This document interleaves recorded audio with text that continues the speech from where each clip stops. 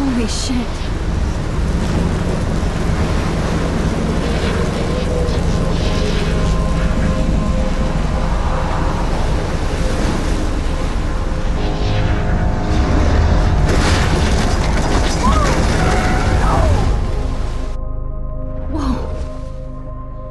That was so surreal. Famously called film little pieces of time.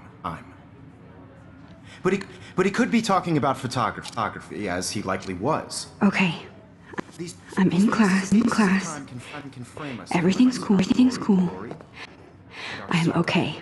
From light to shadow, from color to chiaroscuro. Now, can you give me an example of a photographer who perfectly captured the human condition in black and white? I didn't fall asleep, and that sure didn't feel like a dream. Bueller? Weird. Diane Arbus. There you go, Victoria. Why Arbus? Because of her images of hopeless faces, you feel like totally haunted by the eyes of those sad mothers and children. I have to admit, I'm not a big fan of her work. I prefer Robert Frank. Me too, Victoria.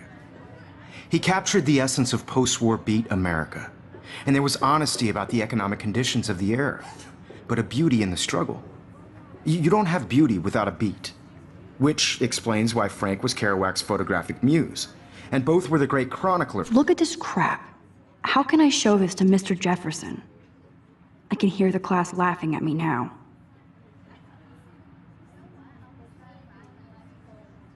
Chroniclers of the 1950s. Well, we've all seen that iconic shot. I haven't kept up with my journal as much as I should. If you haven't, shame.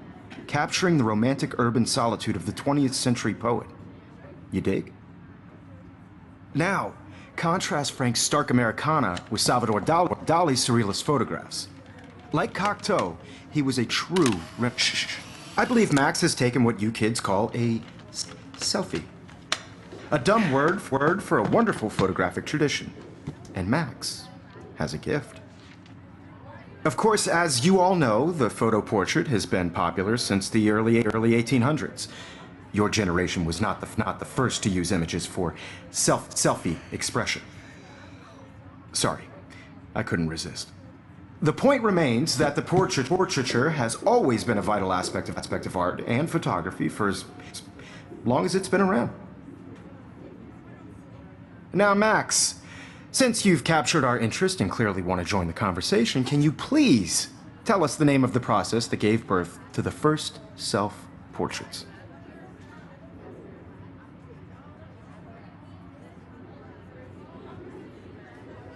I did know, but I kind of forgot.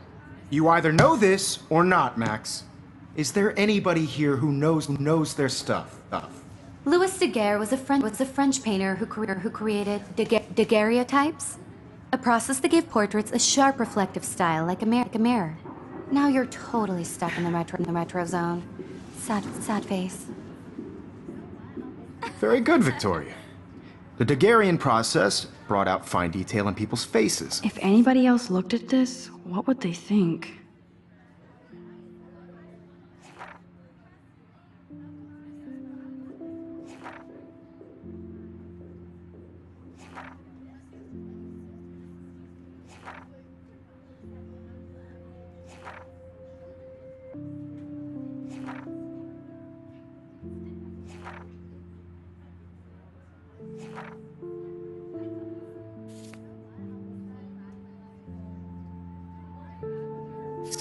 Making them extremely popular from the 1800s onward.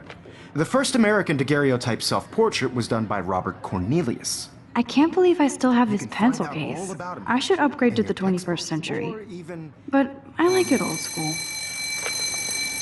And guys, don't forget the deadline to submit a photo in the Everyday Heroes contest. I'll fly out with the winner to San Francisco, where you'll be feted by the art world. It's great exposure, and it can kickstart a career in photography. So Stella and Alyssa, get it together. Taylor, don't hide.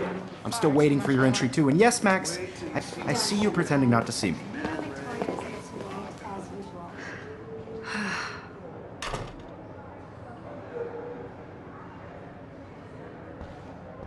Yes, Victoria, Victoria doesn't waste a second kissing ass. is turning in a photo, so you see the dilemma? I know, Mr. Jefferson. I just worked so hard on the shot, and I'm sure you know what it's like to be consumed by your work. This might make a cool I shot. just really think Everyday Heroes is an important cultural event, and I want to represent Blackwell Academy. You have just by participating, by putting yourself out there in the world. Now, no matter who wins, this is just a bump on a bigger road. I don't want anybody to feel excluded from this Hi, process, Kate. but I also want everybody to know Hi, that Max. this photographic world is not for everybody. I had my moment in the camera eye, and Kate, I hope I didn't embarrass you with my lame answer. It sucks to be dragged into the spotlight. Unless you're Victoria. She's got nothing on you, Max. Well, I should get going. Yeah, me too. Talk to you later. Sure.